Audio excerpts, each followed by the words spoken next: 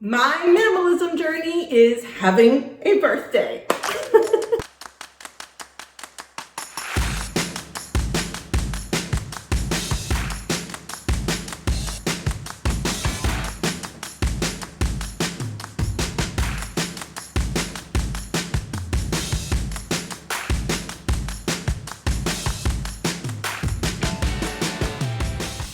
Hundreds of boxes, thousands of items that I combed through, kept, or threw away, or donated, or sold. My minimalist journey is 1 year old today, September 23rd.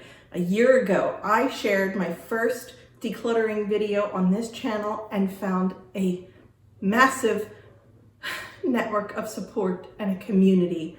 And I want to start this video by saying thank you. Thank you for going along this ride on this first year with me and getting to this point. This first year was packed with decluttering of stuff and exploring my own health and my own self-care needs, exploring the math behind money and my impact and my family's impact on the earth, and just opened up so many avenues that I never would have anticipated 365 days ago.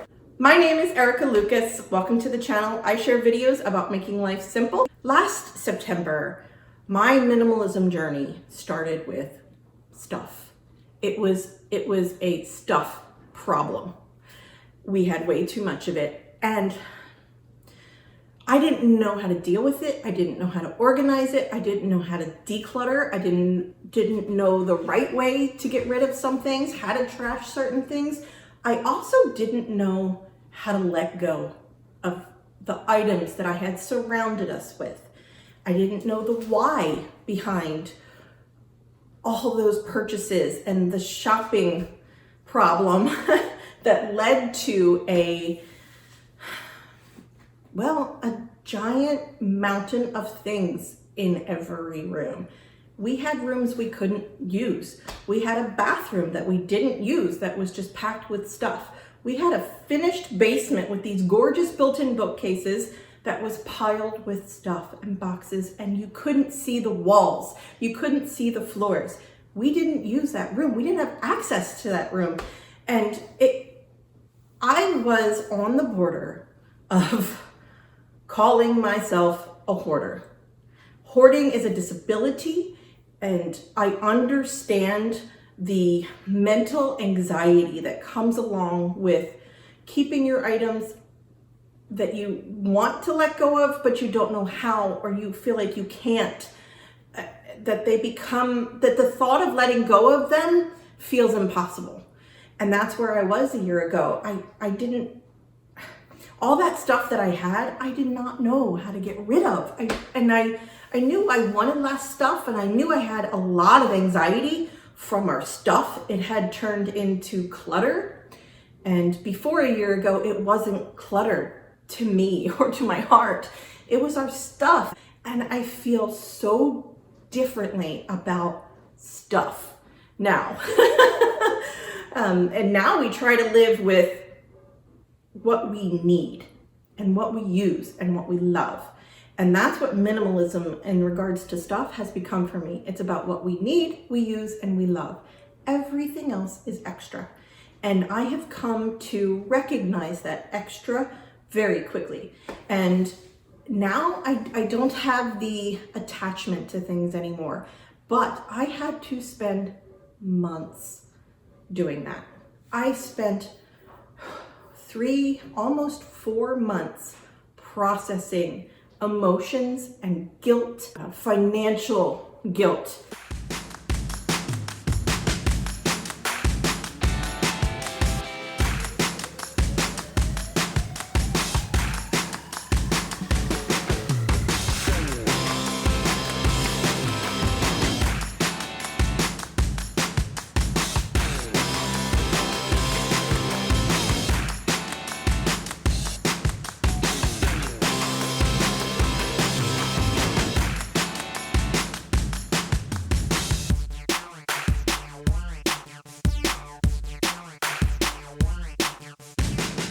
Processing the feelings that come up with you when you start to detach yourself from things. When you start to turn that corner from that place of, okay, we can't use rooms. It's a safety issue. We don't even use one of our bathrooms now. I have no control over my spending. I have no idea how much debt we've tallied up. And that's where I was a year ago. And I needed to make a change. And I knew I needed to make a change, and I didn't know how to do it. And I had shared my struggle a year ago today on this channel and I found so much support from you and guidance and tips and help, and I wasn't alone. So October and November, I spent a lot of time going through bins and boxes, things stashed in our crawl space, stashed in our attic, shelves. I organized clutter. It was things we didn't use, and I've become a very visual person about our things, and I need to see them. If I see them, I know we'll use them. And in November and December, I started with easy pickings. Things I know were in my comfort zone to let go of after I had processed some guilt, some sadness, and really started to examine the why behind my journey. Why was I doing this? Why was I putting myself through this? Why was I putting my kids and my husband through this? You know, why were we exploring minimalism as a family? And I, for sure, was the driving factor behind that, and wanting to live with less and not knowing how to do it. And in November and December, I started with kids' books, kids' clothes, games, puzzles, things I put my eyes on in that basement of stuff. That's when I started to decide what to keep and what to let go of. And when I chose to keep something, I asked myself, why? Why do I want this? Do we need it? Do we use it? Do we love it? Why do I want this? And then I branched to my closet and to the kitchen and other areas of the house. And it became about a lifestyle and not about just getting rid of stuff. We had use of our basement. We still had everything in the crawl space. I still had way too much stuff, but it was organized in bins and stashed in cabinets in the basement. I had a better process, I had better systems, and I had a better understanding of what I wanted out of minimalism. I changed the way I felt about everything. Stuff, money, health, it all boiled up as a result of getting rid of thousands of items.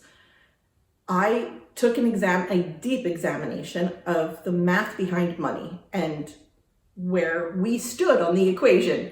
And I did not like where we stood. We are very indebted as a result of shopping and past financial decisions that were not thought through. I started a budget.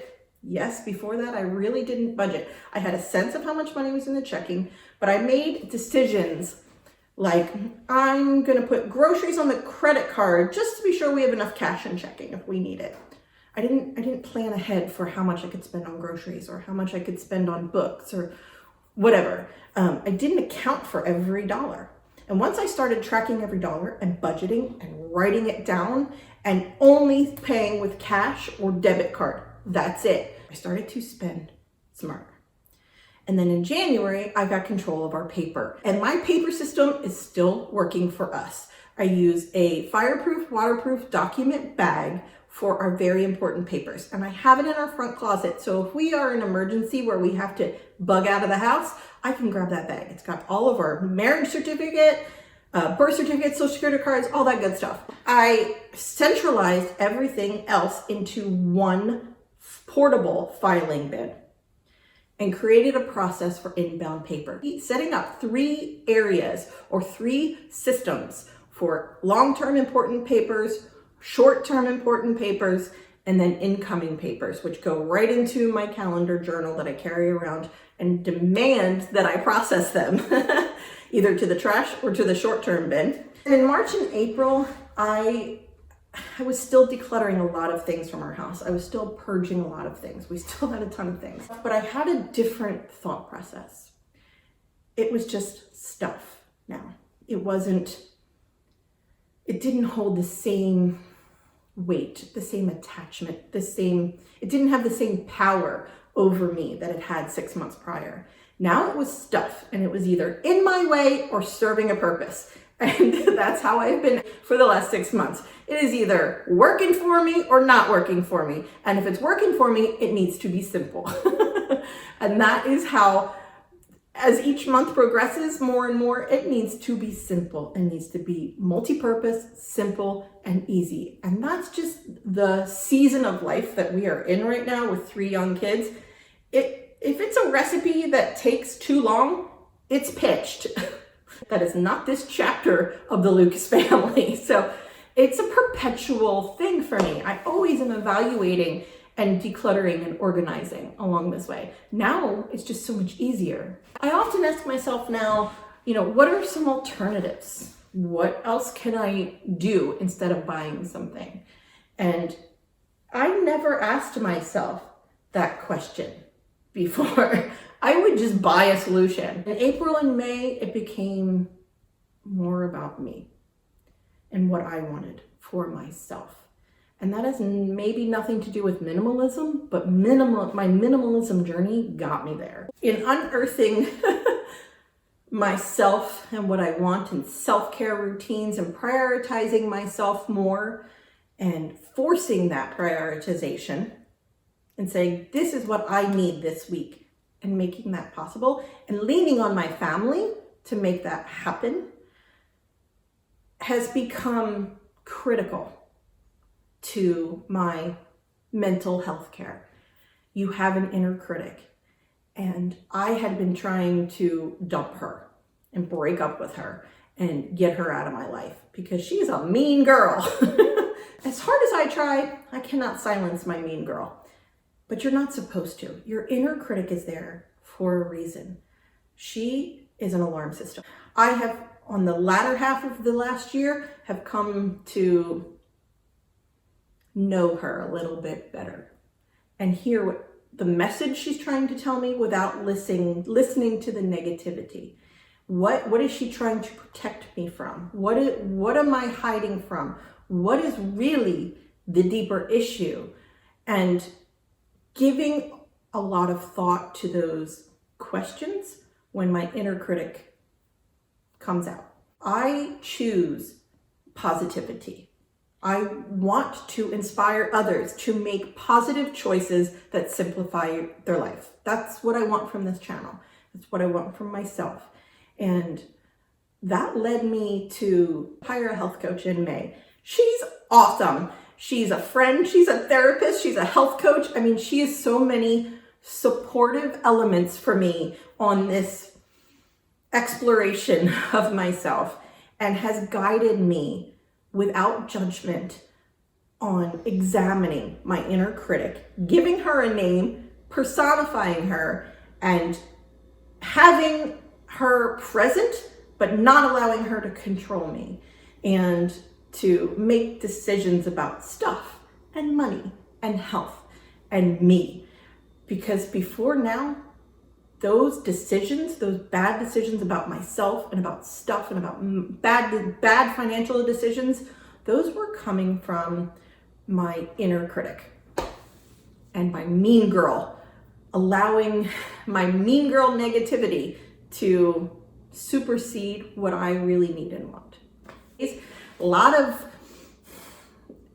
inner examination, a lot of deep issues, a lot of tears. I am perpetually learning how to live with less and how to make my life simple, and therefore make the life of my family simple too. I believe there are chapters in your life, and this is the chapter I'm in presently. I can kind of see what the next chapter is going to be. It is about clearing out that debt entirely. By the end of next year, I want to be debt-free.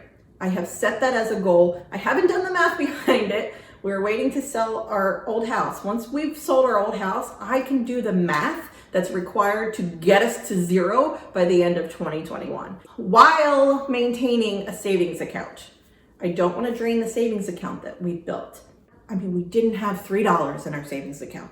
Every penny went to a bill or to shopping, or stuff got put on the credit card. And continuing to strike a balance in my marriage between prioritizing me and making sure Andy's needs also are prioritized. And he is now on his own path of living with less and what that looks like for him. And us coming together on stuff and money and health and life and marriage and kids, and life has just been more fun and so enjoyable.